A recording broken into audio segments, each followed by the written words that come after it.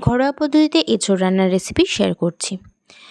প্রথমে এঁচোড়টাকে 5 মিনিট একটু গরম জলে সেদ্ধ করে নিতে হবে।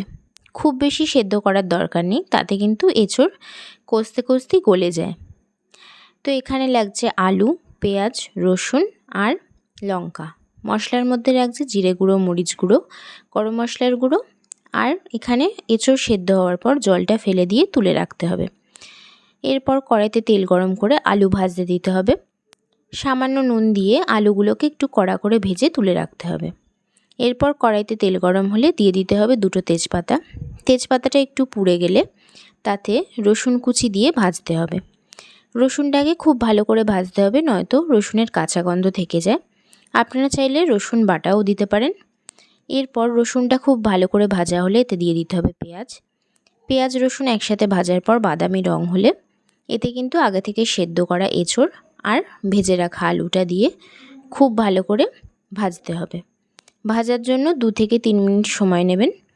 2 থেকে 3 মিনিট ভাজতে হবে সবজিগুলোকে। আর এতে দিতে হবে সামান্য নুন আর সামান্য পরিমাণে হলুদ দিয়ে 2 থেকে 3 মিনিট ভাজা হওয়ার পর আগে থেকে যে মশলাগুলো গুঁড়ো মশলা নিয়েছিলাম সেটা কিন্তু জলে ভিজিয়ে রাখা আছে। তো যেহেতু গুঁড়ো মশলা ব্যবহার করা হচ্ছে, তাই এটা জলে ভিজিয়ে রাখলে কিন্তু এর স্বাদ অনেকটা ভালো হয়। তো ভেজে রাখা সবজির ওপর এরপর ওই ভেজানো মশলাটা দিয়ে 5 থেকে 6 মিনিট খুব ভালো করে কষাতে হবে।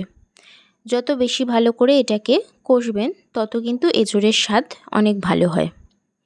তো এরপর 5 থেকে 6 মিনিট কষানোর পর দেখুন কালার চেঞ্জ হয়ে গেছে। এরপর পরিমাণ মতো জল দিয়ে ঢাকনা দিয়ে রেখে দিতে হবে। 20 মিনিট ফোটানোর পর এটা রেডি হয়ে যাবে। হয়ে গেল ঘরোয়া পদ্ধতিতে